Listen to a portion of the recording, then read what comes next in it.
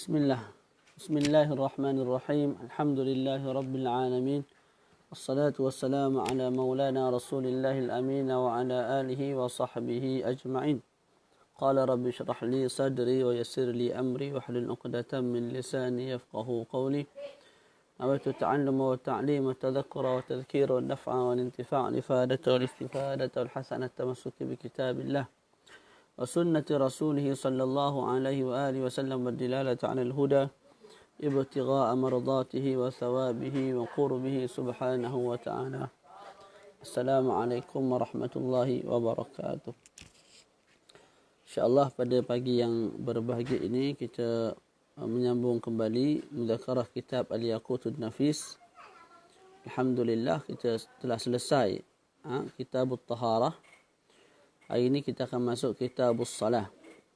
Sembahyang merupakan sebaik-baik ibadat al-badaniyah, al-zahirah. Ranking kedua ialah puasa, kemudian haji, kemudian zakat. Fardu sembahyang ialah sebaik-baik fardu dan sunat. Ataupun sembahyang sunat ialah sebaik-baik ibadah sunat. Wa afdalus salawat, sebaik-baik sembahyang ialah sembahyang Jumaat. Kemudian Asar hari Jumaat, kemudian Asar hari-hari yang lain, Isnin, Selasa, Khamis, tak.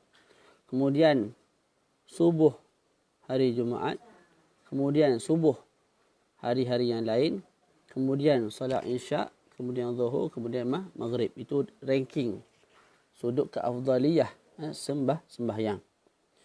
Tadi bila kita sebut sembahyang merupakan sebaik-baik ibadat yang berkait dengan badan, tak, maka terkeluar daripadanya ibadat yang berkait dengan batin, batin. Makanya ianya lebih baik daripada sembahyang sekalipun. Seperti tafakkur fi makhluqatillah, sabar, rida dengan qada dan qadar. Tak, itu confirm lebih baik daripada perbuatan yang berbentuk zahir seperti salat dan zakat dan sebagainya.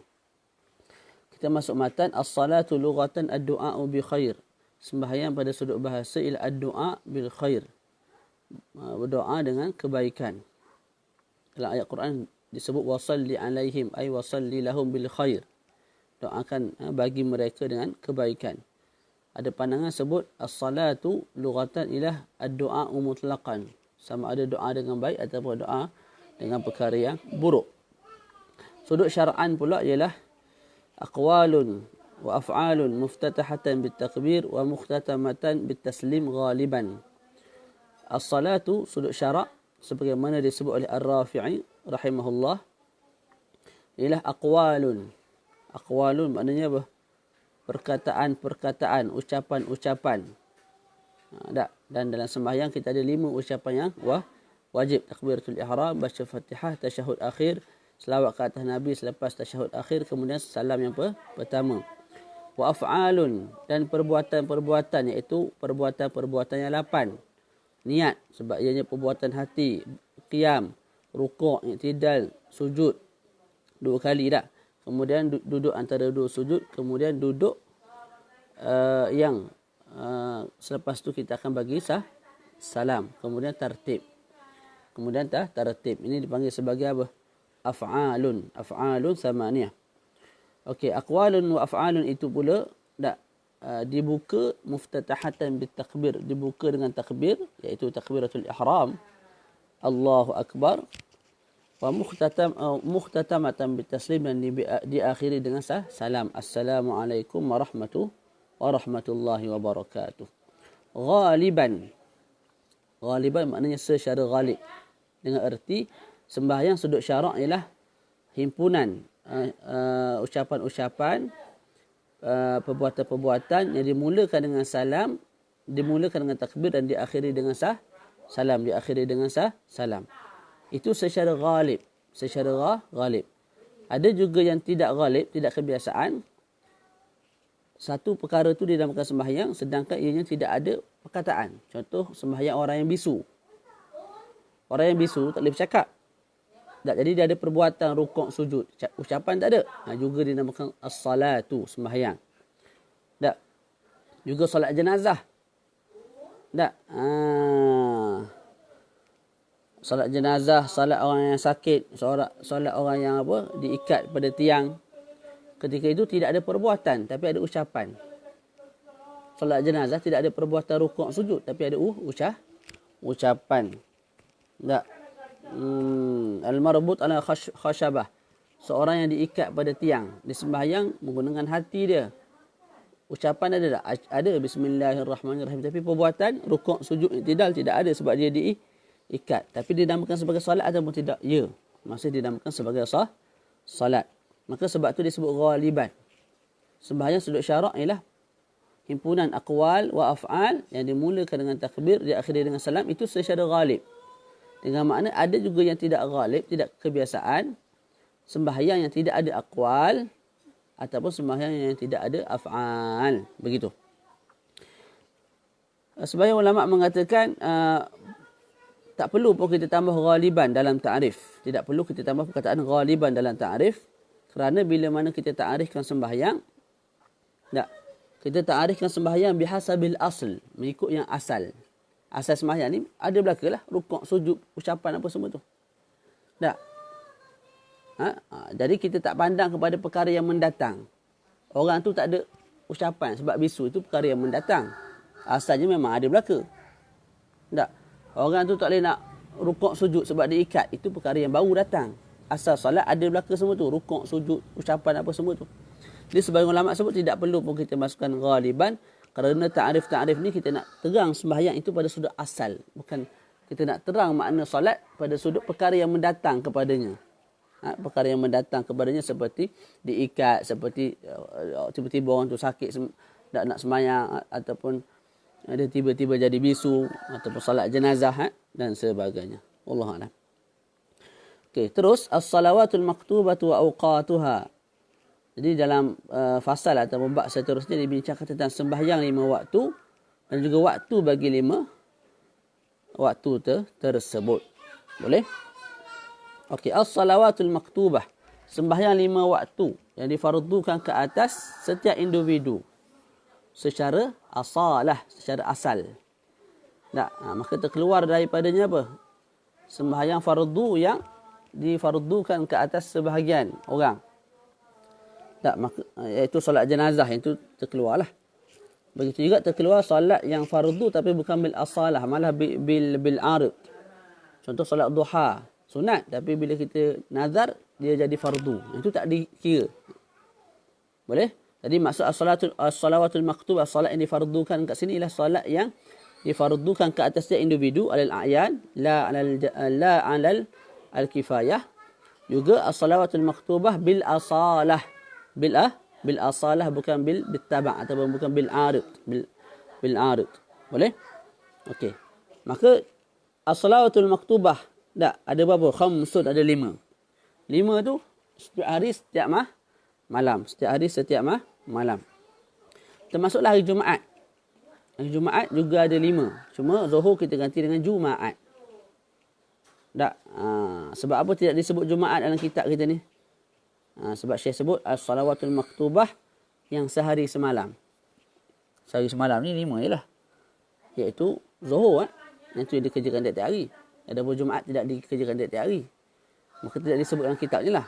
Walaupun kita faham pada hari Jumaat juga 5 salat, cuma Zuhur diganti dengan Jumaat. Zuhur diganti dengan Jumaat.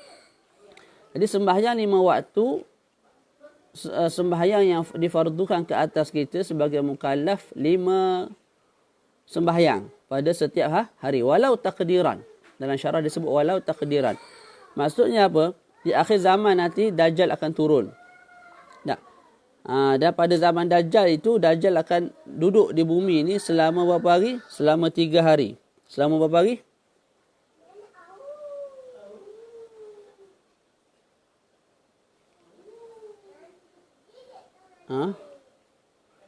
Fa'ina yakhruju fi akhir dunia yang kufu 40 yawman. Dia akan turun di bumi selama 40 hari. 40 hari. Hari pertama panjangnya seperti setahun. Hari kedua panjangnya seperti sebulan. Hari ketiga Dajjal di bumi panjang masanya seperti seminggu. Sehari itu seperti seminggu. Kemudian baki hari 27 hari tu, tak, seperti hari-hari kamu. Seperti hari biasa 24 jam sehari. Maka bila Nabi cerita perkara tu pada sahabat, sahabat Nabi bertanya, Ya Rasulullah, gua negama nak semayang hari tu. Tak, jadi kalau sehari tu macam setahun, adakah nak semayang lima waktu saja, 5 kali saja? Subuh, maghrib, zuhur, asar, maghrib, isyak, 5 kali.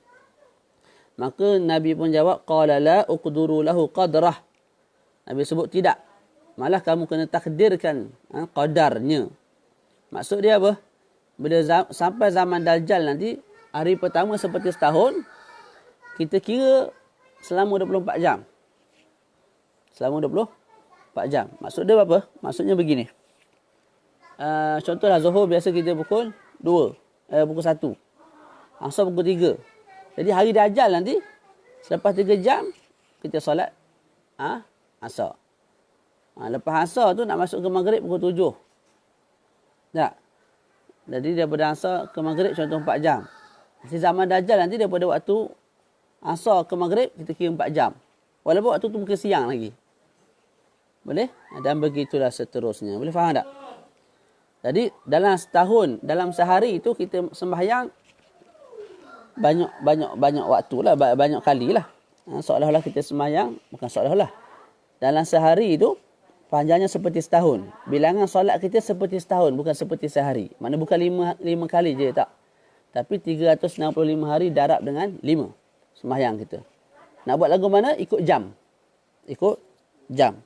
Selepas berlalu sekian jam, masuk subuh, kita pun sembahyang. Selepas berlalu sekian jam, tak, kita masuk zuhur, kita pun sembahyang. Dan begitulah. Kita kira ikut jam. Boleh? Okey, wajib sembahyang ini wajib secara muwassa'. Wajib secara muwassa' ialah bila masuk je waktu sembahyang, kita tak wajib sembahyang segera. Kita tak wajib sembahyang segera. Malah kita boleh takhirkan, lambatkan. Sehinggalah berbaki waktu sembahyang tu, contoh zuhur 4 minit. Kita boleh lambatkan sembahyang zuhur sehingga baki waktu 4 minit. Makna ketika sampai di saat baki waktu 4 minit, ketika itu kita kena sembahyang. Supaya apa? Supaya 4 minit itu membolehkan kita sembahyang zuhur dalam waktu. Kalau baki dah tinggal 2 minit, menyebabkan kita sembahyang 2 rakaat dalam waktu, 2 rakaat luar waktu. Ketika itu haram lah. Jadi harus kita takhirkan sembahyang sehinggalah baki waktu itu muat untuk kita letak sembahyang dalam waktu. Tak, kalau kita takhirkan sehingga tidak muat untuk kita letak sembahyang semua sekali itu dalam waktu, tak, sekalipun salam saja yang terkeluar daripada waktu, hukumnya haram. Perbuatan kita mentakhirkan salat sehingga ke tahap itu, hukumnya haram. Okey. Jadi kita sebut sembahyang ni wajib dia alal tarahi. Mana tak wajib alal fawr, tak wajib segera. Ala kulli hal, walaupun begitu, walaupun wajib tu tidak secara segera, tapi kalau kita ada plan nak sembahyang di akhir waktu, tengah waktu, maka kita kena azam. Kita kena azam. Apa? Azam dalam hati nak sembahyang tengah waktu. Sebab apa wajib azam? Nak bezakan antara kita, orang yang salih, orang yang nak sembahyang, dengan orang lain yang tak nak sembahyang. Ada orang dia jenis tak sembahyang. Jadi masuk waktu, tak masuk waktu, dia tidak ada azam langsung. Jadi kalau kita tidak ada azam, kita dengan dia sama. Jadi nak bezakan antara kita dengan dia, bila masuk waktu, kita plan nak sembahyang tengah waktu, kita ada azam. Azam ni lintasan hati, kita nak sembahyang tengah waktu, kita nak sembahyang akhir waktu. Boleh? Jadi kita diberi pilihan. Bila masuk zuhur, kita sembahyang tu awal waktu, ataupun kita berazam untuk sembahyang di tengah waktu, ataupun di akhir waktu. Ustaz, kalau dia mati dulu, sebelum dia sembahyang, maka kita sebut, kalau dia ada azam nak sembahyang di akhir waktu, kemudian dia mati di tengah, tak dapat dosa. Kalau dia tidak ada azam untuk sembahyang di akhir waktu, tiba-tiba dia mati sebelum dia sembahyang, hukumnya berdosa. Boleh? Okey, selesai. As-salawatul maktubah khamsun. Sembahyang fardu itu 5 sembahyang. 5 waktu lah. Yang pertama, az-zuhru. Sembahyang zuhur. Dalam syarah tu disebutlah kenapa dinamakan sebagai zuhur. Itu boleh baca lah. Wa awwal waqtiha, apa tu? Wahya arba'un rakaat. Sembahyang zuhur ni 4 rakaat. Itu yang sempurna lah. Kalau kita qasar, ianya dua rakaat. Wa awwalu waqtiha zawalus syams. Dan awal masuk waktu zuhur ialah zawalus syams.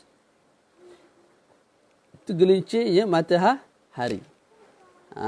Tergelincirnya matahari daripada apa? Daripada pertengahan langit. Jadi matahari kita terbit daripada mana? Timur. Tenggelam di barat. Betul? Jadi dia terbit. Akhirnya duduk di tengah langit. Langit. Bila tergelincir je sikit ke arah barat, daripada wasatis sama', ketika itu dah masuknya waktu zuhur. Jadi bila masuk waktu zuhur? Bila dah tergelincir. Sesudah tergelincir. Tu. Boleh? Sudah bila dah tergelincir maksudnya waktu zuhur. Wa akhiruhu, dan akhir waktu apa dia? Akhir waktu zuhur, masiru dhilli kulli syai'in mislah siwa al-istiwa. Akhir bagi waktu zuhur disebut dalam matan masiru dhilli kulli syai'in mislah. Telah menjadinya bayang-bayang setiap sesuatu tu seperti bayang-bayang tersebut pada sudut panjang, ketinggian. Tak? Kita sebut dulu. Kita ada sebatang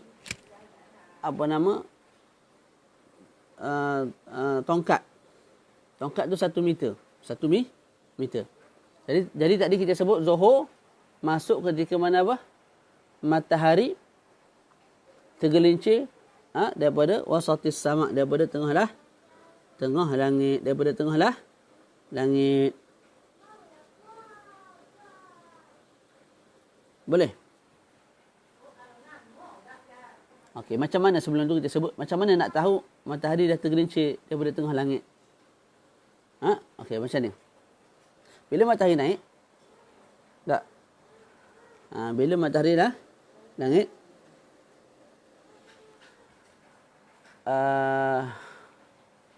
macam mana?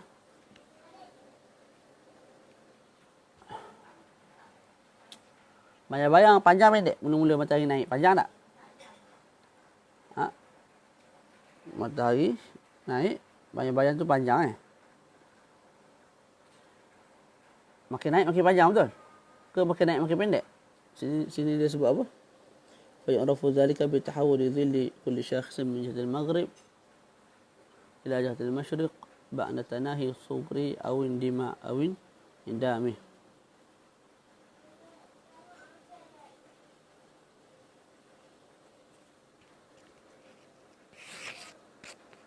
Makin naik makin pendek. Mula-mula dia panjang, betul. Jadi bila matahari mula naik, bayang-bayang sesuatu, contoh tongkat ni 1 meter, kita sebut 1 meter panjang dia.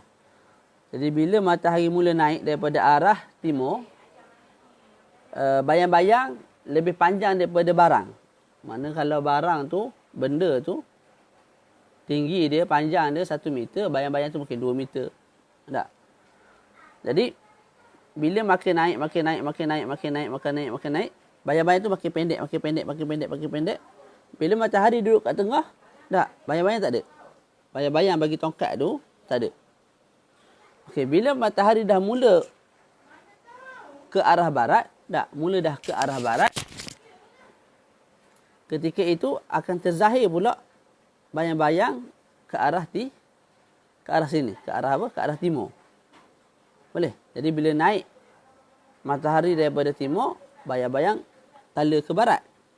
Bila mana matahari dah mula berpindah ataupun dah mula tergelincir daripada tengah langit nak turun ke barat, nak terbenam ni, maka matahari akan terzahir, bayang-bayang akan terzahir ke arah apa? Ke arah timur.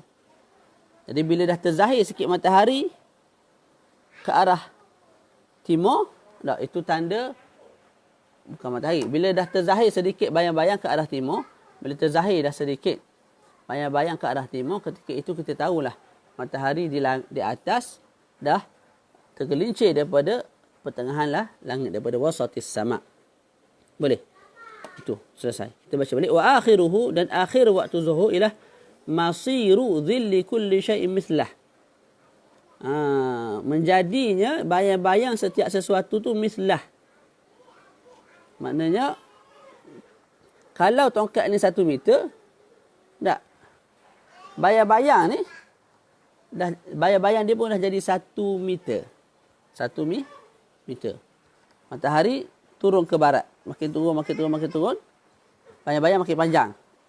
Tak, dan bayang-bayang menghadap ke timur. Kenapa? Siapa buat? Pergi. Nanti habis belanja.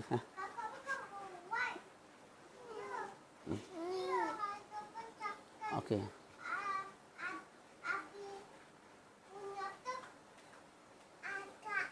Dah pergi. Lagi main askar. Pergi. Okey. Tadi bila mana matahari terbenam ke belah apa? Barat. Kita sebut bayang-bayang tala menghala ke timur. Okay, bila bayang-bayang tu dah sama panjang dengan barang, ini 1 meter, bayang-bayang pun 1 meter, maka saya sebut apa? Itu berakhirnya waktu zuhur. Itu berakhirnya waktu zuhur. Cuma apa yang saya sebut kurang tepat. Boleh? Yang kurang tepat. Sebab tu Syekh Mustafa tambah az-ziyadah. Az-ziyadah. Maknanya, kalau barang-barang tu 1 meter, bayang-bayang pun 1 meter, itu masih dalam waktu zuhur. Bila habis waktu zuhur? Bila bayang-bayang dah 1 meter point 1.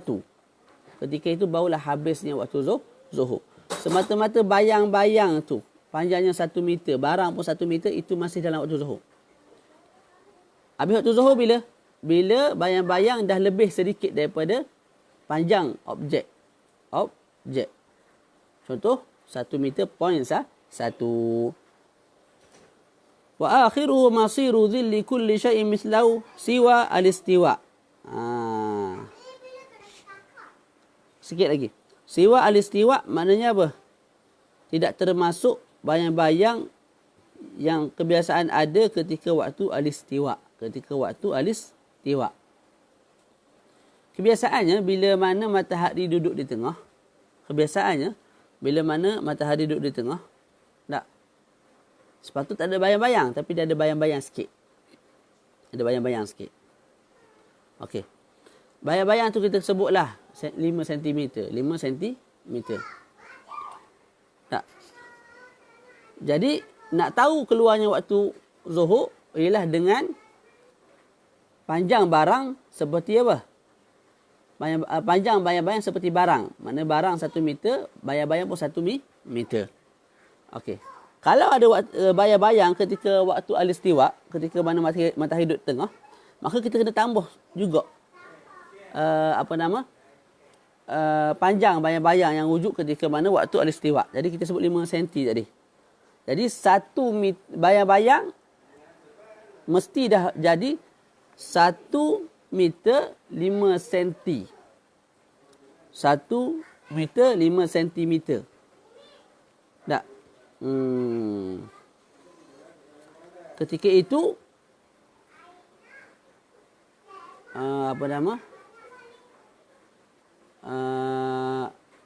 nak berakhir dah waktu zuhur. Bila betul-betul berakhir? Bila bayang-bayang dah jadi panjangnya 1 meter 6 cm. 1 meter 6 cm. Boleh? Tu. Apa? Nak Abi? Sekejap main dulu nanti Abi datang adik Boleh? Saya ulang balik. Makna siwa al-istiwa tu maknanya kita mesti tolak ataupun kita mesti tambah bayang-bayang, panjang bayang-bayang yang wujud ketika mana waktu al-istiwa. Ketika waktu al-istiwa, matahari duduk tengah, ada bayang-bayang dah sikit 5 cm. Jadi tadi saya sebut nak keluar waktu zuhur, bayang-bayang sama dengan barang. Kalau barang 1 meter, barang pun 1 meter. Tapi ketika mana istiwa dah ada bayang-bayang, maka kita kena tambahlah bayang-bayang tu juga. Boleh?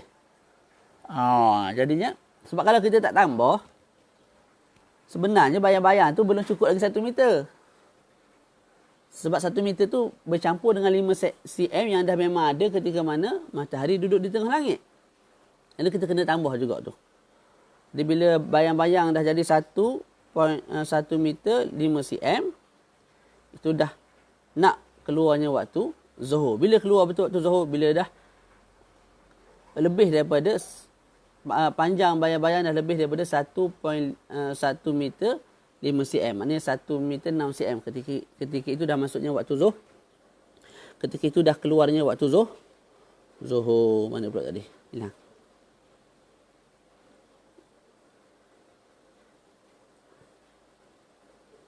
Boleh?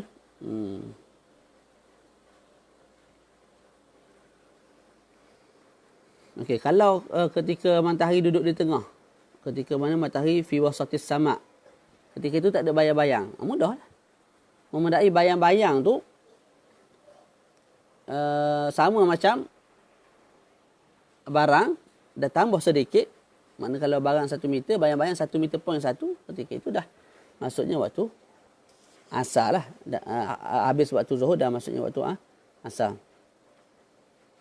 Bayang-bayang yang muncul masa matahari di tengah dipanggil zillu al-istiwa. Betul matahari dipanggil sebagai zillu al-istiwa. Zillu al-istiwa, betul. Okey. Boleh?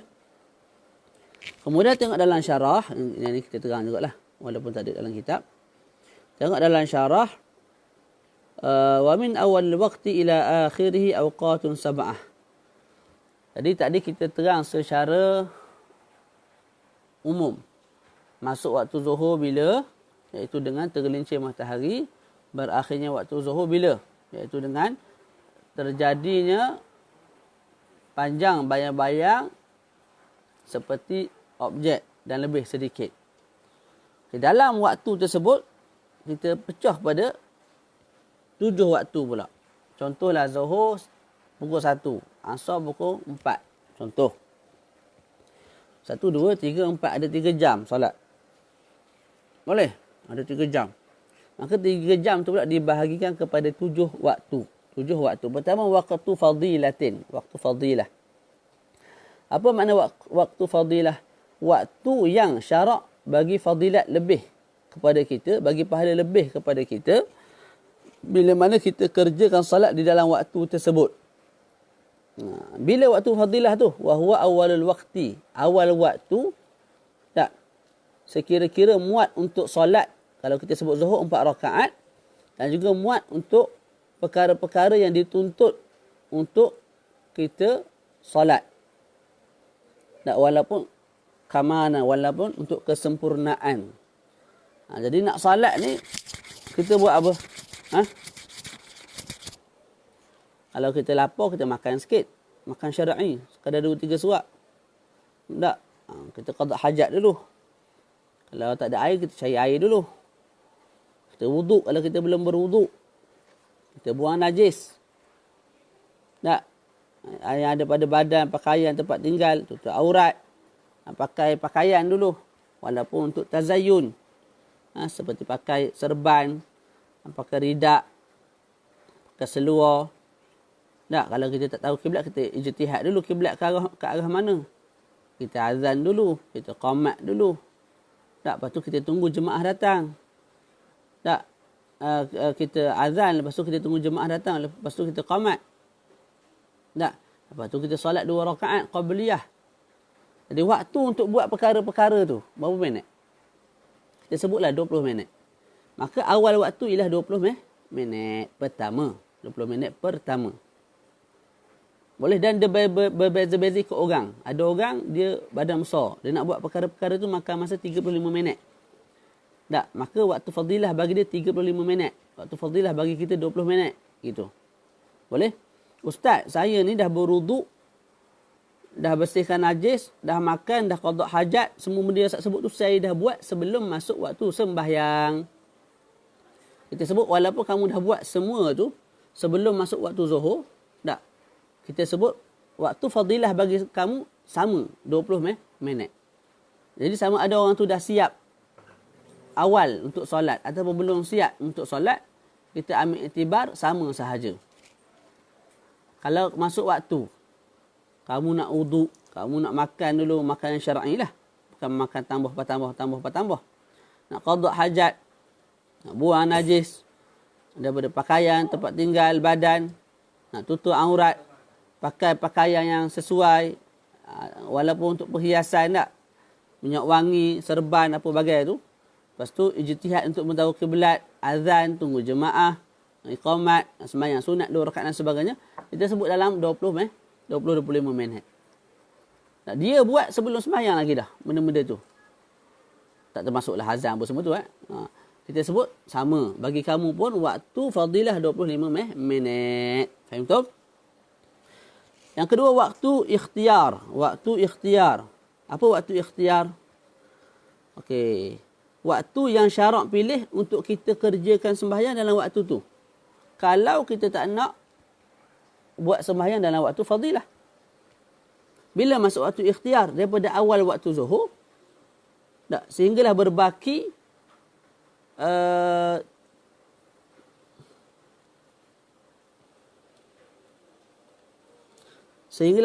waktu yang cukup untuk kita solat zuhur dalam waktu.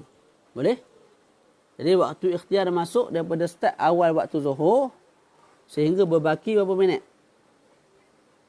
Ila an yabqa min al-waqti ma yas'uha. Sehinggalah berbaki zuhur tu dalam 4 minit. Boleh? Itu kita panggil waktu ikhtiar. Kemudian kita ada waktu jawas bila karahah. Apa waktu jawas bila karahah? Waktu yang harus untuk kita dirikan sembahyang dalam waktu tu tanpa makruh, tanpa dihukum sebagai makruh. Waktu jawas bila karahah bagi solat zuhur sama sahaja dengan waktu ikhtiar.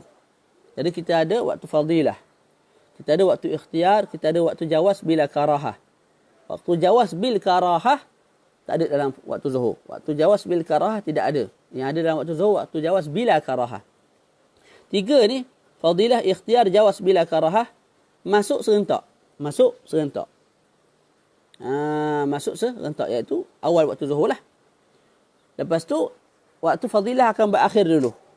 25 minit pertama, 25 minit pertama, berakhirnya waktu fadilah. Maka kekallah waktu apa? Waktu ikhtiar dan juga waktu jawas bila karahah. Tak, sehingga apa? Sehinggalah berbaki waktu zuhur tu 4 minit. Boleh? Tu. Boleh tak? Waktu jawas bikarahah tidak ada dalam waktu zuhur. Tak ada beza dalam waktu zuhur ni, tak ada. Waktu jawas bila karah, waktu ikhtiar, tidak ada beza. Sama. Masuk sama, keluar sama. Tu. Sebab tu disebut fahuma muttahidan ibtidaan wa intihaan. Waktu hurmah. Waktu yang keempat bagi solat zuhur, waktu hurmah. Iaitu waktu yang diharamkan kita takhirkan sembahyang sehingga ke waktu itu. Waktu yang diharamkan kita takhirkan sembahyang sehingga ke waktu itu. Iaitu akhir waktu, sekira-kira kalau kita sembahyang kita ada yang di luar waktu. Sekalipun nama dia adab. Boleh? Nak nama adab memadai 1 rakaat dalam waktu. Jadi Zaid ni sengaja lambatkan sembahyang. 2 minit sebelum keluar zuhur dia pun sembahyang. Danlah 1 rakaat dalam waktu. Nama dia adab, berdosa. Ya, berdosa. Jadi dia sembahyang ketika waktu hurmah. Apa waktu hurmah? Bila kamu lambatkan sembahyang ketika tahap itu, ketika waktu tu, hukumnya haram dan berdosa. Sembahyang kena tak? Sembahyang kena sembahyang. Bila nak sembahyang ketika waktu tu juga? Kalau kamu lambatkan lagilah berdosa. Boleh? Jadi jangan kita faham waktu hurmah ni waktu haram sembahyang. Maknanya merdeka tak sembahyang sempena bulan Ogos. Bukan. Faham tak? Tu waktu hurmah maknanya haram kita lambatkan sembahyang ketika sehingga ke waktu tu. Sembahyang kena sembahyang. Apa beza jawas bila karah dan ikhtiar? Apa faedah dibezakan? Allah Alam apa faedah dia?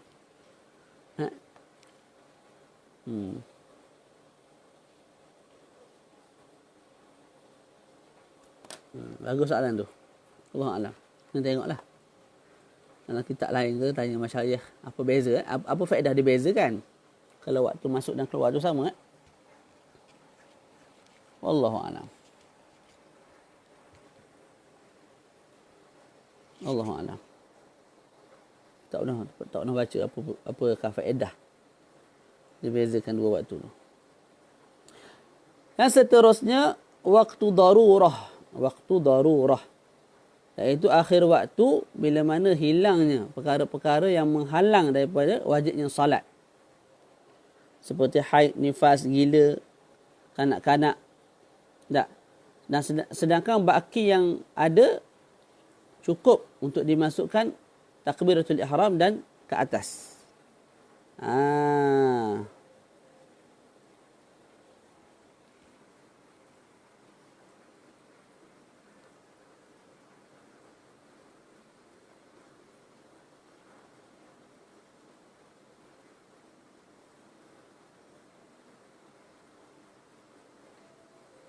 Boleh? Itu waktu darurah. Jadi contoh seorang perempuan sedang haid. Masuk waktu zuhur, masih sedang haid. Seminit sebelum berakhir waktu zuhur, dia suci daripada haid. Jadi seminit sebelum habis waktu zuhur, hilang perkara yang menghalang daripada si Zainab ni sembahyang. Iaitu haid tu dah hilang. Maknanya dia dah suci daripada haid. Sedangkan baki tu masih ada seminit. Dan seminit tu muat untuk dilafazkan lafaz Allahu Akbar. Maka ketika itu, seminit tu kita panggil waktu darurah. Waktu darurah. Boleh? Waktu darurah. Dan dia kena sembahyang zuhur. Zuhur tak jadilah. Kalau benda-benda tu berlaku pada waktu asar, maka dia kena sembahyang fardu asar dan dia kena qada fardu zuhur ihtiyatan. Sebab kemungkinan darah tu dah berhenti ketika mana waktu zuhur lagi. Itu waktu darurah. Ini dalam bab haid kita dah sebut 2-3 kali dah. Yang seterusnya waktu uzrin. Waktu uzur. Ai waqtun sababuhu al-uzri. Waktu yang sebab kepada waktu tu ialah keuzuran. Tak. Jadi waktu uzur bagi salat zuhur ialah waktu asar. Waktu asar. Liman yajma' adh-dhuhra ma'al asri jamak takhir. Jadi waktu uzur bagi salat zuhur ialah waktu asar. Bagi orang yang jamak takhir. Maknanya dia sembahyang zuhur dalam waktu asar. Jadi dia setelah sembahyang zuhur dalam waktu uzur bagi salat zuhur. Iaitu dalam waktu asar. Nanti bila datang waktu asar, waktu uzur bagi salat asar ialah waktu zuhur. Bila dia sembahyang jamak takdim. Itu mudah je. Terus yang terakhir, waktu yang ketujuh dalam waktu zuhur ialah waktu idrak. Waktu idrak. Wahuwa al-waktu alladhi tara'a ba'dahu mani'un min wujubi as-salah كحيض وجنون بحيث يكون قد مضى من أول الوقت زمن يسع الصلاة فقط فلا يشترط إدراك زمن يسع الطهارة إن أمكن تقديمها قبل دخول الوقت فإن لم تجزئ طهارته قبل الوقت كالتيمم وطهر السلس والمستحاضة اشترط إدراك زمن الطهارة أيضا. Di waktu yang terakhir ialah waktu idrak. Apa dia waktu idrak? Waktu yang seseorang perempuan itu didatangi oleh, bukan seorang perempuan lah, secara umum. Waktu yang mana seseorang itu didatangi perkara yang menghalang daripada wajibnya dia solat. Contoh perempuan, masuk zuhur, sedang suci. Tapi tak semayang lagi. Sebab tengah masak. Tak tengah masak ataupun tengah mandi anak ke apa. Tak. Lepas tu habis setengah jam, datang waktu. Selepas setengah jam berlalu, datang haid. Ali. Tak, bila masuk waktu zuhur, dia sihat molek. Tak, selepas setengah jam berlalu, Allah Ta'ala takdirkan dia jadi gila. Jadi bila masuk waktu, molek boleh semayang. Tapi tak semayang lagi. Sebab apa? Dah sebut tadi. Semayang ni tak wajib alal faur. Wajib alal tarakhi. Jadi dia tangguh sekejap. Nak semayang pada pertengahan waktu. Ataupun selepas setengah jam. Tapi daripada orang berakal, Allah Ta'ala takdirkan jadi gila. Orang gila tak wajib semayang. Daripada orang yang suci, Allah Ta'ala takdirkan datang haid. Orang haid tak wajib semayang. Tak. Tu.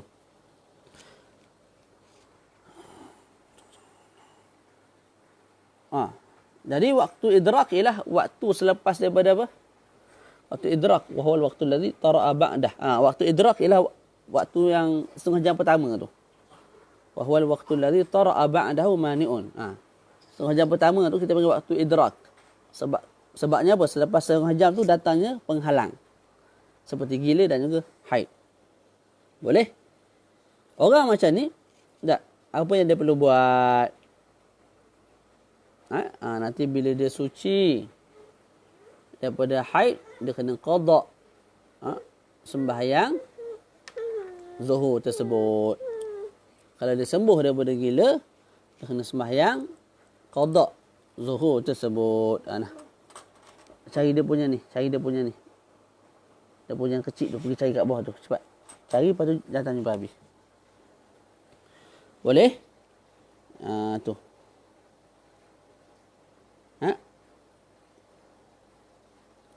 Sebab apa kena qada? Sebab setengah jam tu muat untuk letak sembahyang zuhur. Berbeza kalau orang tu masuk waktu zuhur, dia okey. 2 minit selepas zuhur gila. 2 minit tu muat tak nak sembahyang zuhur? Tak muat. Maka nanti bila sembuh tak wajib qada zuhur. Perempuan tu molek-molek ada tak keluar haid. Masuk waktu tak sembahyang terus. Lepas 2 minit datang haid. 2 minit.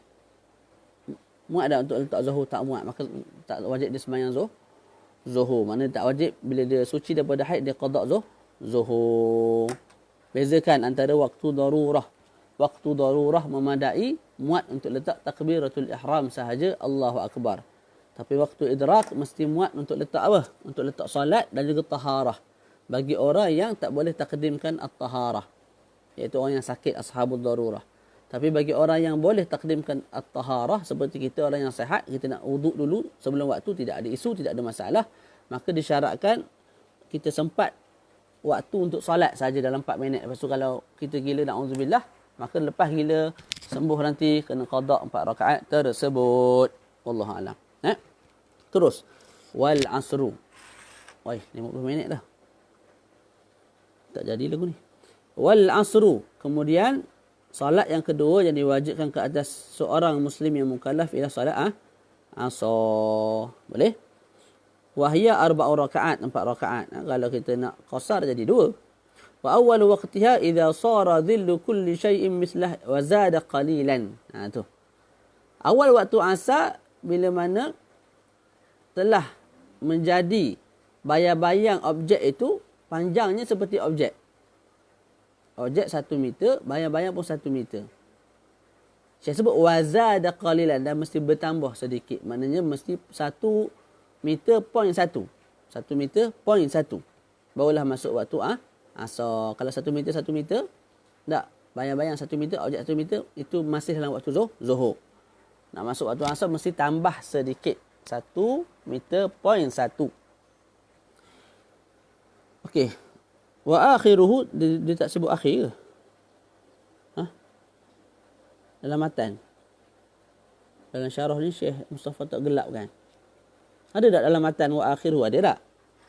Wa akhiru waktu maghribi jami'i kursi syams.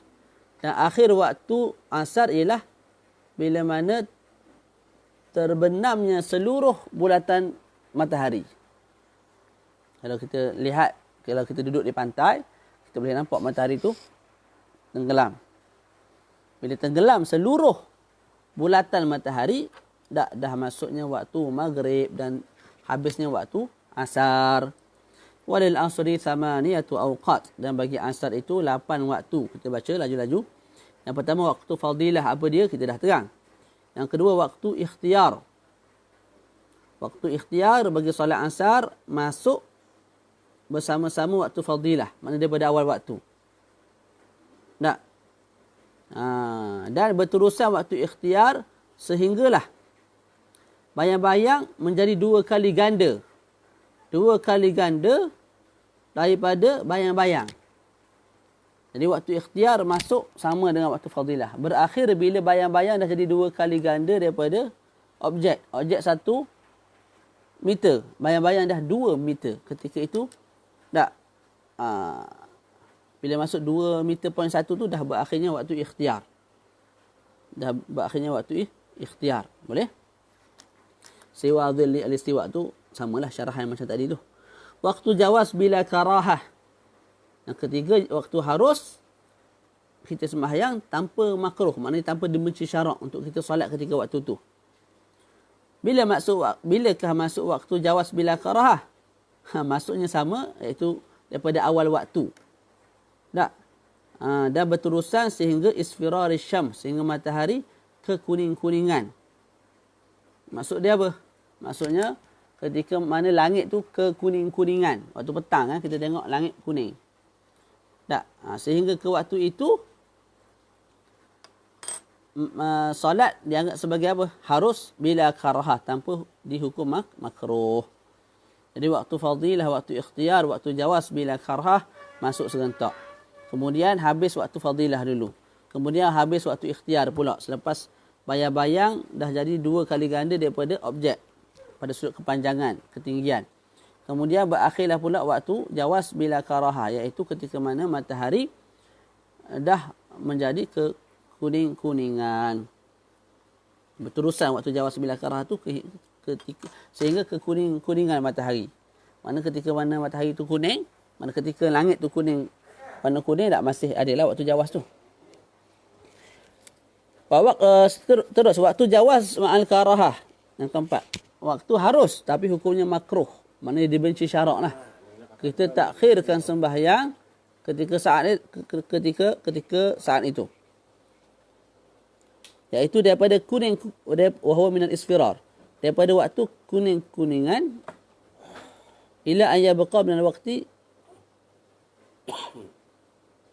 wa huwa min al-isfirar istamiru. Jadi waktu jawaz bila karahah tadi tu masuk sama macam waktu fadilah, macam waktu ikhtiar, iaitu daripada awal waktu sehinggalah matahari sebelum kuning-kuningan, gitu kot nak sebut. Sebab dia sebut pada waktu jawaz ma'al karahah, tak, minal isfirar, maknanya daripada isfirar lagi, daripada waktu matahari kuning-kuningan, maknanya di atas langit nampak kuning-kuning tu. Waktu tu dah jadi waktu jawaz, cuma ma'al karahah.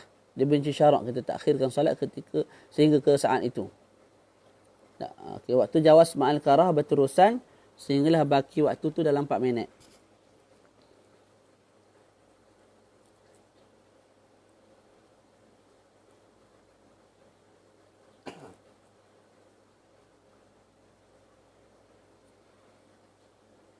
Maknanya kalau kita sembahyang pada minit keempat sebelum sekarang ni 4 minit nak berakhirnya waktu asar, kita sembahyang. Bila kita sembahyang sempat tak? 4 minit, 4 rakaat dalam waktu, sempat lagi tak? Ketika itu masih waktu jawaz ma'al karahah, belum waktu haram. Waktu haram ni baki waktu tu 1 minit, 2 minit. Yang menyebabkan 4 rakaat tu ada 1 juzuk daripada sembahyang tu luar waktu, walaupun salam. Tu waktu hurmah. Boleh? Waktu darurah kita dah terang. Waktu udhrin bagi solat asar ni, waktu zuhur lah. Bagi mereka yang jamakkan solat asar dalam waktu zuhur secara jamak takdim. Waktu idrak juga telah kita terangkan. Okay, wal maghribu. Solat yang ketiga yang diwajibkan ke atas umat Islam ialah solat maghrib. Solat maghrib. Wahia, solat maghrib ini salasu rakaat, 3 rakaat, dan tidak disyariatkan qasar. Maghrib nak diqasarkan jadi 2, jadi 1.5 tadi. Maghrib qasar ke tamam ke 3 rakaat. Wa awal waqtiha ghurubu kursi syams kullih. Syekh Mustafa tambah kullih taukid. Tu. Jadi awal masuk waktu maghrib bila mana terbenamnya seluruh apa? Seluruh bulatan matahari. Tak, itu dah masuknya waktu maghrib. Dan disebut dalam syarah wala budda min zawali syu'a'in nur min ru'usil jibal wal hitan wa iqbalidh dhalam min al-masyriq. Dan mesti hilangnya cahaya-cahaya daripada atas-atas bukit dan juga atas-atas bangunan yang tinggi dan juga mesti datangnya kegelapan daripada maghrib, daripada masyriq, daripada timur, daripada timur. Sebab itu ialah alamat kepada seluruh bulatan matahari itu terbenam. Ini kalau nak lebih terperinci kena ngaji falak lah. Allah alam.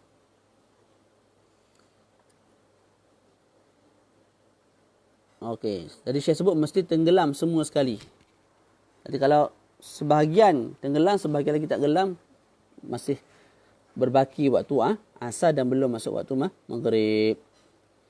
Okay, wa akhiruhu ghaibubati syafaqil ahmar. Akhir waktu maghrib ialah dengan hilangnya, ghaibnya mega merah.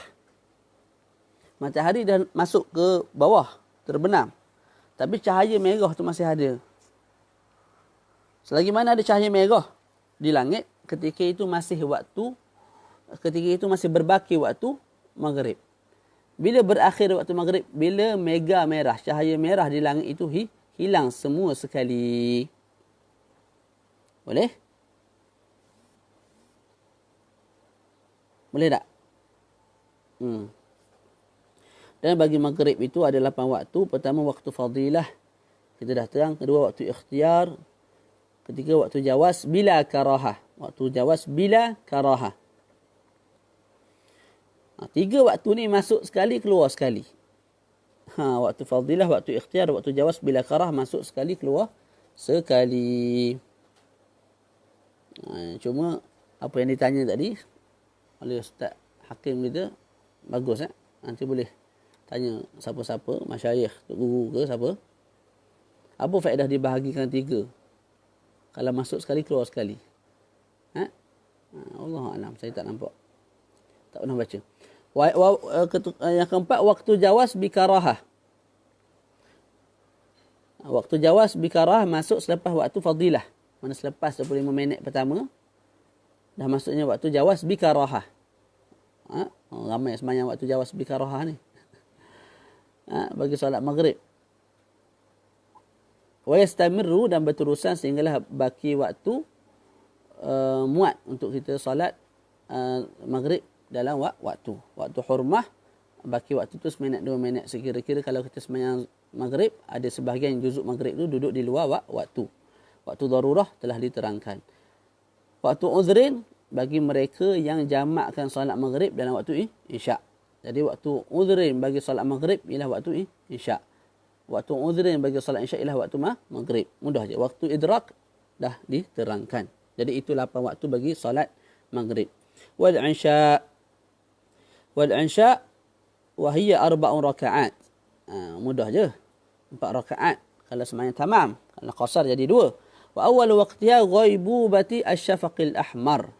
Masuknya waktu isyak dengan hilang keseluruhan mega merah di ataslah langit. Boleh? Boleh. Hilang semua mega merah selepas masuknya waktu Allah Muhammad. Hilangnya semua cahaya merah, mega merah di atas langit, ketika itu barulah masuknya waktu isyak. Wa akhiruhu, dan akhir waktu isyak ialah tulu'ul fajr as-sadiq. Terbitnya fajar sadiq. Jadi fajar ni bila disebut sadiq, maka ada kita faham semula. Tulu'ul fajr as-sadiq, terbitnya fajar sadiq. Maka bila disebut fajar sadiq, kita faham di sana ada fajar kadzib, fajar yang menipu. Jadi apa beza dua ni? Al-fajrus sadiq, al-fajrul kadzib. Al-fajrus sadiq, tak, cahayanya melentang macam ni. Boleh? Matahari terbit daripada arah timur. Terbenam di barat. Betul? Okey. Jadi contoh dah ni timur. Ni timur. Depan ni barat contoh.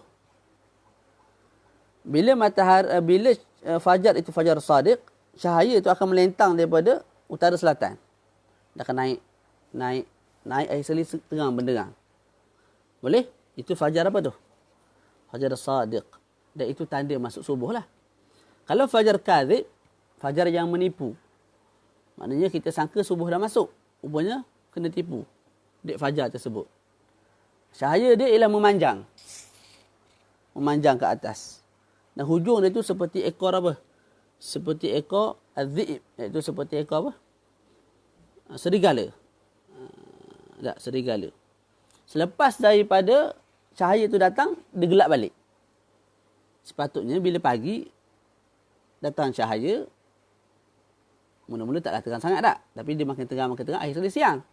Sekarang ni tak. Cahaya tu naik meninggi dan kita sangka lepas ni siang. Mana lepas ni makin cerah. Tapi gelap balik. Itu kita sebut al-fajru al-kadhib. Jadi subuh masuk dengan terbitnya fajar sadiq, bukan terbitnya fajar kadhib. Boleh? Tu. Kemudian antara tanda lain, fajar tu fajar kadhib, dia cepat hilang. Lepas cahaya itu datang, dia cepat hilang lah. Cahaya itu cepat hilang dan kembali gelap. Ala kulli hal, walil ansya'i thamaniyatu awqat, dan bagi insya' ada 8 waktu. Pertama fadilah, kita dah terang. Ikhtiar. Waktu ikhtiar iaitu waktu yang syarak pilih untuk kita buat sembahyang dalam waktu tu, kerjakan sembahyang dalam waktu tu. Kalau kita tak nak buat dalam waktu fadilah. Waktu ikhtiar ialah ila thuluthil lail. Maknanya 1/3 malam yang pertama. Malam tu ada 6 jam, ada 2 jam yang pertama. Gitu. Kemudian wajawas bila karahah ila al-fajr al-kadhib. Waktu jawas bila karahah sehingga fajar al-kadhib. Wajawas bila karahah daripada selepas fajar kadhib sehinggalah baki waktu tu muat untuk kita solat 2 rakaat di dalamnya. Kemudian waktu hurmah, baki waktu seminit. Bila sembahyang subuh 1 rakaat dalam waktu, 1 rakaat lagi luar waktu. Tak, itu waktu hurmah. Waktu darurah dah terang, waktu unzur ialah waktu unzur bagi salat isya ialah waktu maghrib. Waktu idrak juga telah kita terangkan. Betul Syed Hidayat. Siapa-siapa yang duduk di tepi laut ada peluang untuk tengok fajar sadiq, fajar kadhib. Kena bangun awal sikit lah. Ni tak tahu lah, ni kena tengok tanya-tanya pakar falak. Biasa pukul berapa terbit fajar kadhib ni? Kalau kita nak tengok kan. Pukul berapa biasa terbit fajar kadhib? Boleh kita keluar, kita tengok. Terang, lepas tu gelap balik. Tu kena tanya pakar falak lah. Allahu'alam. Was-subuhu, dan salat subuh, wahya rakaatan, 2 rakaat, dan tidak disyariatkan qasar. Sembahyang 1 rakaat. Qasar subuh tak ada lah. Wa awwalu waqtiha tulu'ul fajr as-sadiq. Awal waktu subuh ialah apa dia? Terbitnya fajar sadiq. Terbitnya fajar sadiq. Tak. Jadi beza antara tuluk kat sini dengan terbenam dekat maghrib ialah ketika maghrib mesti terbenam seluruh matahari. Kalau kat sini nak tahu masuk subuh, memedai terbit sedikit daripada kurs, iaitu daripada bulatan matahari. Dah masuk dah waktu subuh. Wa akhiruhu, dan akhir waktu subuh ialah tulu'. Silap. Tahu? Awal waktu subuh, Allahumma salli ala Muhammad, terbitnya fajar sadiq.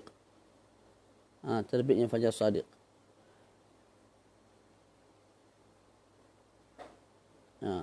Walaupun sebahagian ba'dul fajr. Fa yadkhulu waqtu subhi bi tul'in ba'dul fajr. Akhir waktu subuh bila terbit sebahagian daripada matahari. Jadi bezakan antara terbit fajar dengan terbit matahari. Jadi terbit fajar ni, contohlah ni langit ni, contoh apa? Bumi kan? Matahari mungkin duduk bawah ni lagi. Ketika itu dah masuk subuh. Tapi bila matahari dah naik, sampai kita nampak sebahagian daripada kurs bulatan matahari, ketika itu dah habis waktu subuh. Okay, waktu subuh terbagi kepada 7. Waktu fadilah kita dah terang. Waktu ikhtiar. Waktu ikhtiar sehingga isfar. Isfar ni maknanya kalau kita keluar di tengah padang, kita nampak kawan kita yang dekat dengan kita. Kita boleh bezakan. Manakala depan kita tu ada orang, ada binatang. Kita boleh bezakan mana binatang, mana orang. Tak. Tu. Tu waktu isfar. Dan yang dikatakan sebagai waktu ikhtiar. Kemudian waktu jawas bila karahah, sehinggalah terbitnya kemerah-merahan di langit. Boleh? Tu.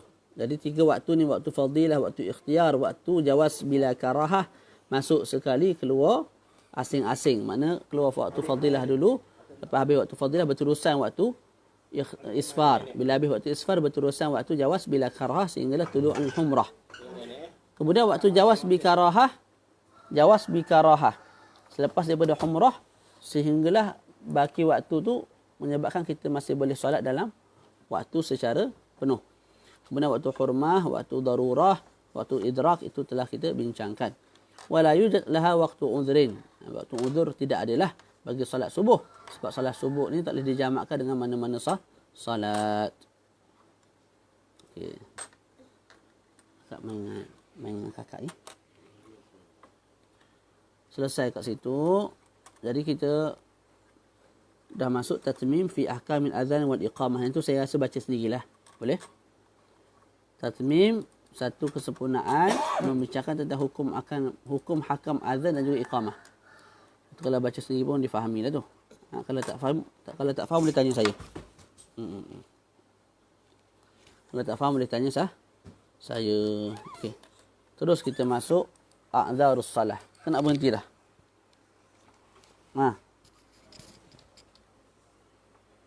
Bye-bye. Bye-bye.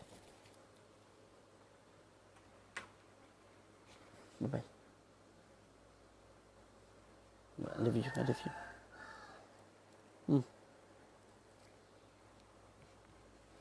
Boleh? Nastamir wala? Nak sambung lagi ke nak berhenti dah? A'dzarus salah.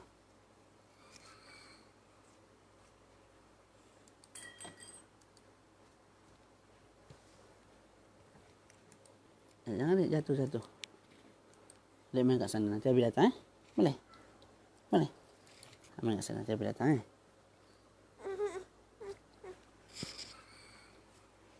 Okey, tengok sikit. Kita baca sikit lagi. A'dzarus salah. Okey. Jadi disebabkan kehidupan manusia ni tidak kosong, tidak sunyi daripada kesibukan, kerja,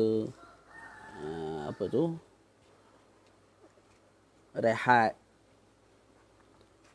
dan perkara-perkara yang lain, kesibukan yang lain. Yang menyebabkan boleh jadi seseorang manusia itu tak boleh nak sembahyang dalam waktu yang ditetapkan oleh syarak. Boleh? Maka dibincangkan pula sekarang ni tentang a'dzarus salah, uzur-uzur bagi salat. Maksud uzur-uzur bagi salat ialah keunzuran yang menyebabkan kita boleh lambatkan sembahyang daripada waktunya. Zuhur kita sembahyang selepas waktu zuhur dan tidak dianggap sebagai berdosa. Boleh? Jadi makna a'dzarus salah bukanlah keunzuran yang menyebabkan kita boleh tinggal sembahyang. Tak. Sembahyang wajib sehinggalah kita mati. Selagi mana berakal wajib salat. Jadi makna a'dzarus salah ialah keunzuran yang menyebabkan kalau kita lambatkan sembahyang daripada waktu yang ditetapkan oleh syarak, hukumnya tidak berdosa. Okey. A'dzarus salati arba'atun.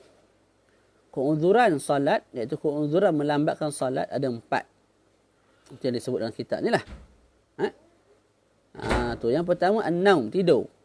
Sudah. Tidur. Tak. Tidur dianggap sebagai satu keunzuran bagi seseorang untuk melambatkan salat. Tapi tidur yang macam mana? Tidur sebelum masuk waktu dan dia bangun selepas keluarnya waktu. Boleh? Contoh Muhammad tidur sebelum zuhur. Sedar-sedar bangun selepas zuhur. Ketika itu kita sebut tak berdosa. Dianggap sebagai satu keunzuran. Cuma kalau ada niat sengaja tu Allah alam lah. Kalau niat sengaja tidur sebelum waktu dan memang nak bangun selepas waktu, Allah alam, mungkin berdosa pada sudut yang lain lah. Sudut niat tu. Sebab apa kita sebut tak berdosa? Sebab bila belum masuk waktu, tak wajib lagi sembahyang. Sekarang ni, masuk zuhur belum? Belum, saya pun tidur. Bila saya tidur, saya mukallaf tak? Saya tak mukallaf. Jadi ketika mana masuk waktu zuhur, saya dianggap seorang yang tidak mukallaf. Sebab sedang tidur. Bukan mukallaf orang tidur.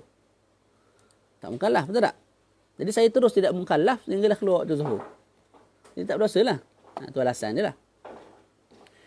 Itu satu. Yang kedua, begitu juga bagi yang kedua, orang yang ghalabahun naum. Zuhur masuk dah. Cuma terlampau mengantuk.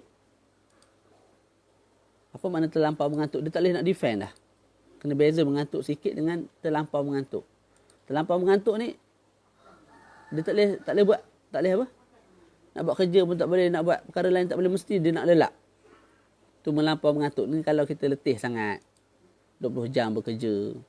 Mungkin macam doktor lah kot. Sebut, apa tu, contoh doktor lah, kerja dalam, contohlah 14 jam, 15 jam tak berhenti frontliner tak. Jadi bila sampai satu masa tu, habis tugas tu, memang tak larat sangat dah. Itu boleh lah kita sebut ghalabahun naum. Kita pun kadang-kadang berlaku benda tu. Jadi walaupun dah masuk waktu zuhur, tapi disebabkan orang tu dikalahkan dengan tidur, ketika itu, kalau dia tidur sehinggalah habis waktu zuhur, dan dia sembahyang selepas waktu zuhur tersebut, secara qada, juga tidak berdosa. Yang ketiga, orang yang tidur selepas masuk waktu zuhur, selepas masuk waktu, dan dia zon, sangkaan kuat, dia akan bangun sebelum keluar waktu zuhur.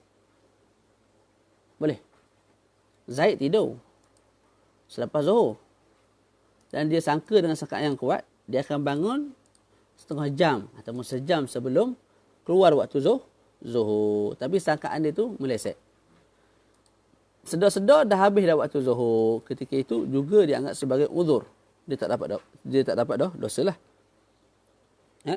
Adapun orang yang tidur selepas masuk waktu zuhur, dan dia sangka memang dia tak bangun dah, pakai sudah lah ni. Dia tidur selepas masuk waktu zuhur, dan dia sangka dia akan bangun selepas keluar waktu zuhur.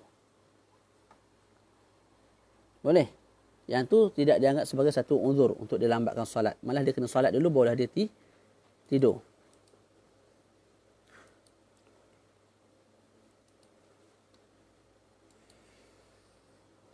Ataupun dia tidur selepas masuk waktu zuhur. Dia tidur selepas masuk waktu zuhur dan dia syak. Aku ni kalau tidur, bangun lepas zuhur ke ataupun sebelum zuhur? Kalau bangun sebelum zuhur, bolehlah solat secara adab, tunai. Tapi kalau bangun selepas zuhur, qada. Jadi dia syak, dia akan bangun tu. Pukul berapa? Adakah pukul 3 dan sempat solat dalam waktu, ataupun pukul 5 sekarang? Sampai habisnya waktu zuhur. Bila syak begitu, kita sebut haram juga dia tidur. Malah dia kena solat dulu, barulah dia tidur. Kalau dia tidur juga, dan betul-betul berlaku, memang dia bangun pukul 5, maka kita sebut apa? Dia berdosa lah. Dapat 2 dosa. Pertama, dosa tidur. 2, dosa lambat sembahyang. Kalau dia tidur sebelum, kalau dia tidur sampai masuk waktu, dan dia bangun, dia syak ni, dia akan bangun selepas waktu zuhur ataupun sebelum. Dia syak. Tapi fil waqi', pada realitinya dia bangun sebelum habis waktu zuhur. Jadi dia sembahyang secara adab. Ya, sembahyang secara adab. Itu selesai, tak ada masalah. Cuma kamu tidur tadi berdosa.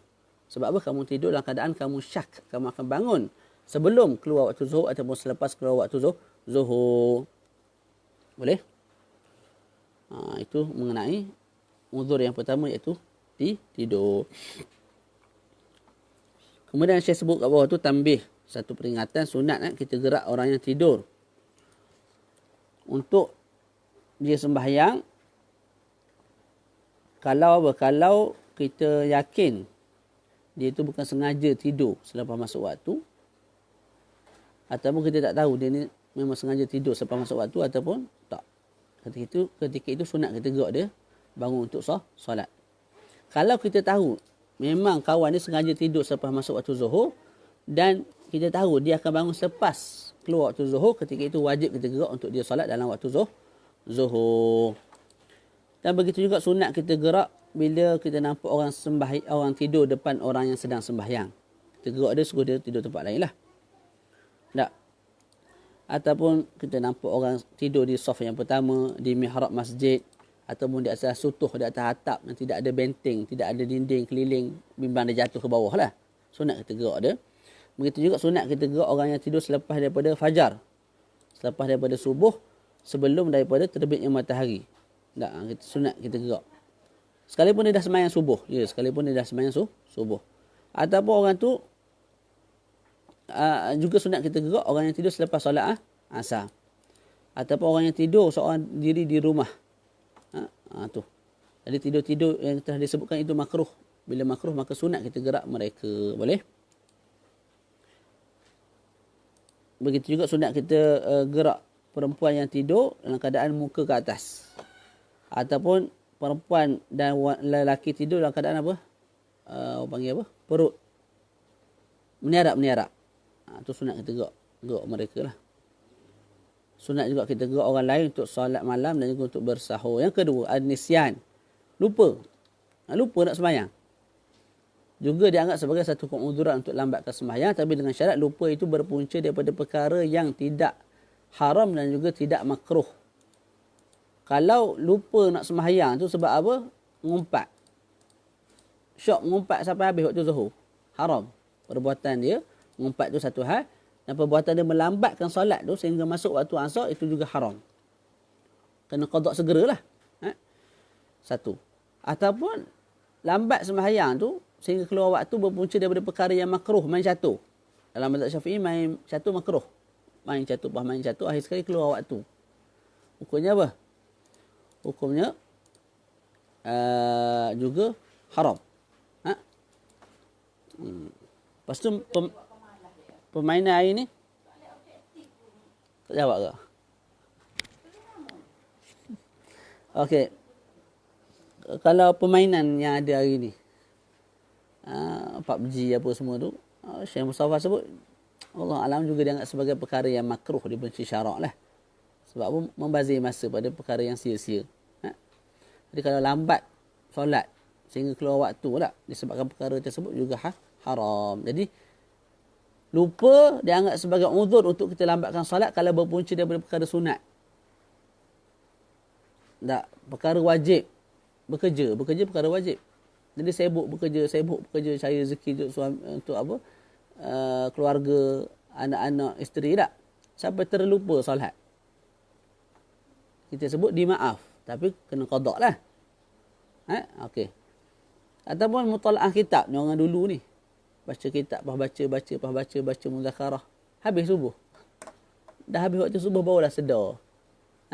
Ketika itu kita sebut tidak berdosa. Lambat tu tak berdosa.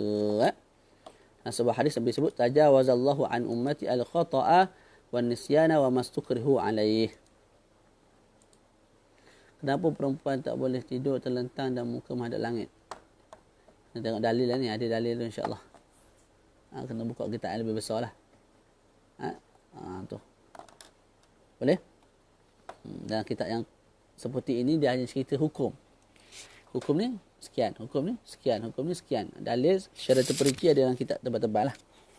Mungkin boleh buka kitab Majmu' Rawdatul Talibin. Saya tak ingat dia punya dalil. Wasalisu yang ketiga al-jam'u, jamak bis safar. Ini mudah sangatlah. Jadi kita tak sembahyang zuhur sebab apa kita nak sembahyang zuhur dalam waktu asar. Kita tak sembahyang maghrib sebab kita nak sembahyang maghrib dalam waktu isyak. Itu juga satu keunduran untuk kita lambatkan sembahyang. Boleh? Jadi disebut oleh Syekh Mustafa bis safar.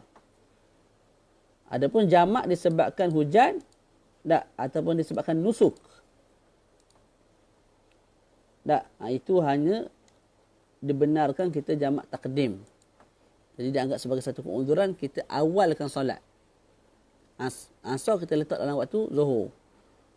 Isyak kita letak dalam waktu maghrib. Adapun lambatkan solat tak boleh. Disebabkan jamak sebab hujan ataupun jamak sebab nusuk, sebab haji. Boleh? Jadi al-jam'u ay al-jam'u bis safari. Warabi' yang keempat al-ikrah. dipaksa untuk lambatkan solat. Dipaksa untuk lambatkan solat. Dipaksa untuk lambatkan solat. Contohlah Zaid dipaksa untuk lambatkan solat. Maknanya orang yang memaksa tu pegang senapang. Tak, kalau kamu sembahyang juga dalam waktu aku tembok. Maka ketika itu Zaid sembahyang di luar waktu, dimaaf, tidak ada masalah, tidak dianggap sebagai dosa. Cuma ditambah dalam kitab ni wa taswiruhu muskil. Kita nak gambarkan seseorang tu dipaksa dan ia betul-betul solat di luar waktu, gambaran tu muskil, susah. Ada masalah padanya.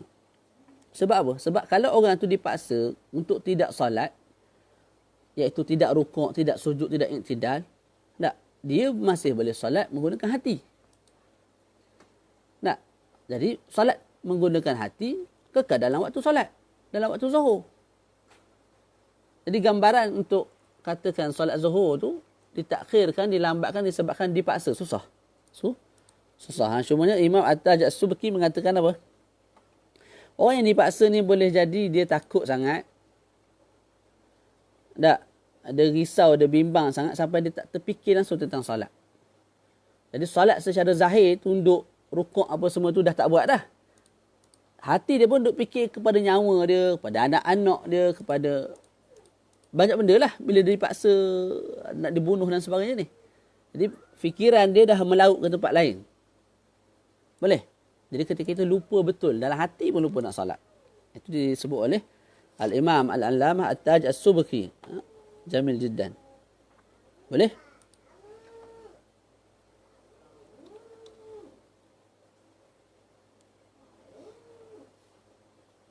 Okey. Itu yang keempat yang terakhir lah. Syekh Mustafa tambah. Antara keunduran lain yang menyebabkan seseorang tu boleh lambatkan salat sehingga keluar waktu ialah orang yang jahil tentang waktu solat. Dengan syarat dia tu tidak muqassir, tidak cuai dalam belajar. Contoh orang yang masuk Islam fi daril harb. Zaman dulu lah, wallahu alam. Orang yang masuk Islam, contohlah di Israel, ya, kemudian dia tak boleh hijrah daripada Israel. Dalam masa sama dia tidak ada tempat rujuk tentang waktu sembahyang ni. Jadi dia sembahyang luar waktu semua. Ketika itu dianggap sebagai satu keunduran lah. Boleh? Cuma zaman hari ni ada internet apa ni susah juga lah nak kata satu keunduran sebenarnya. Tapi kalau zaman dulu mungkin tidak ada masalah. Kita sebut satu keunduran. Hari ni nak tahu maksud waktu, nak tahu tentang Islam, buka je internet. Ya? Allahu a'lam.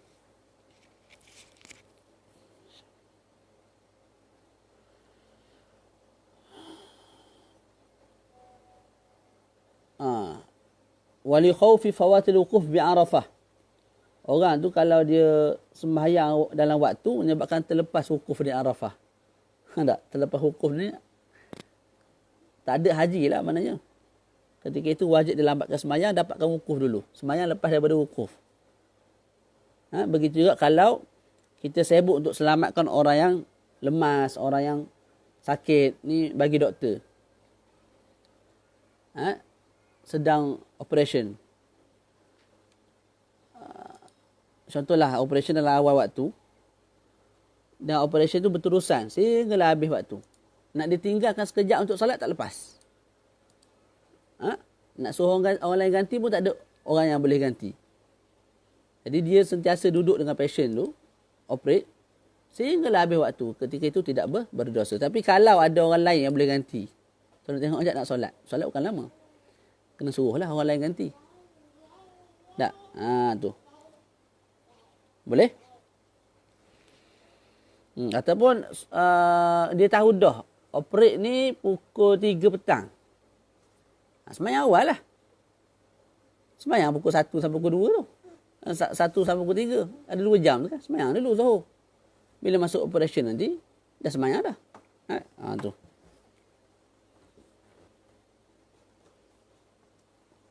Okey, selesai kat situlah. Yang terakhir, as-salatu al-muharramatu min haitsul waqt. Salat yang diharamkan berdasarkan waktu. Jadi nanti kita akan masuk pembincangan mengenai waktu-waktu yang diharamkan salat. Salat tertentulah, bukan semua jenis salat. Insya-Allah taala. sikit baca ini. Khalas, khair insyaAllah. Ada sebarang soalan tak?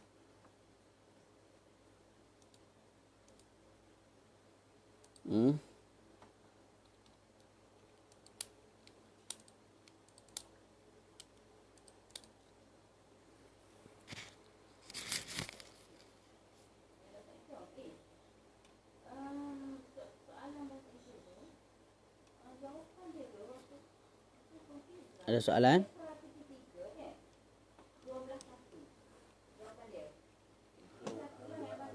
Cukup sekadar tu, insyaAllah. Ada sebarang soalan boleh PM saya balik lah. Kita tutup majlis dengan tasbih kafarah dan suratul As. Subhanakallahumma wa bihamdika asyhadu an la ilaha illa anta astaghfiruka wa atubu ilaik. Bismillahirrahmanirrahim. Al-'asri innal insana lafi khusr illa alladhina amanu wa 'amilus salihat wa tawasaw bil haqqi wa tawasaw bis sabr. Assalamualaikum warahmatullahi taala wabarakatuh.